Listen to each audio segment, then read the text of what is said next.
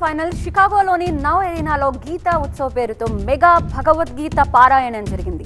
వేలాది మంది భక్తులు సంపూర్ణ భగవద్గీతను జపించారు.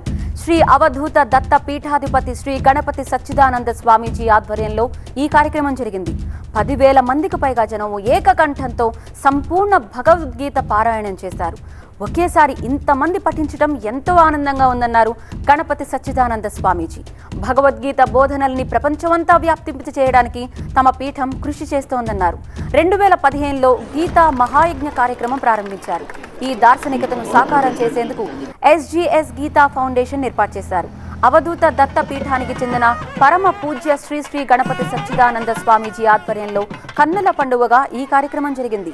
భగవద్గీత సూత్రాలు రోజువారీ జీవితంలో అనేక విధాలుగా ఉపకరిస్తాయన్నారు సచ్చిదానంద స్వామీజీ. కొందరు విద్యార్థులు 3 సంవత్సరాల వయసులోనే గీతలోని మొత్తం 700 శ్లోకాల్ని కేవలం 10 నెలల్లో నేర్చుకున్నారన్నారు. ఈ కార్యక్రమంలో Illinois governor Juliana Stratton, state secretary అలెక్సీతో పాటు పలువురు అమెరికా ప్రతినిధులు కూడా పాల్గొన్నారు. భగవద్గీత పారాయణం సామూహికంగా జరుగుతున్నది. చికాగోలో పెద్ద స్టేడియంలో జరుగుతున్నది.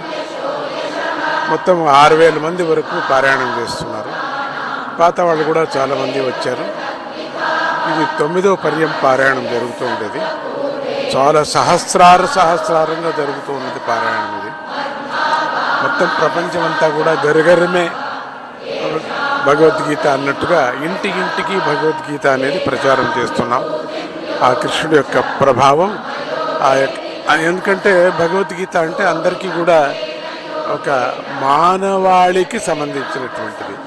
అటువంటి భగవద్గీతను అమెరికన్స్ చాలా వరకు కూడా మన ఇండియన్సే కాకోకుండా వాళ్ళు కూడా చాలా ఇంట్రెస్ట్గా దీన్ని కార్యక్రమాన్ని చేస్తున్నారు. అక్కడక్కడ ఉండేటువంటి గవర్నమెంట్ కూడా సహాయం చేస్తున్నారు.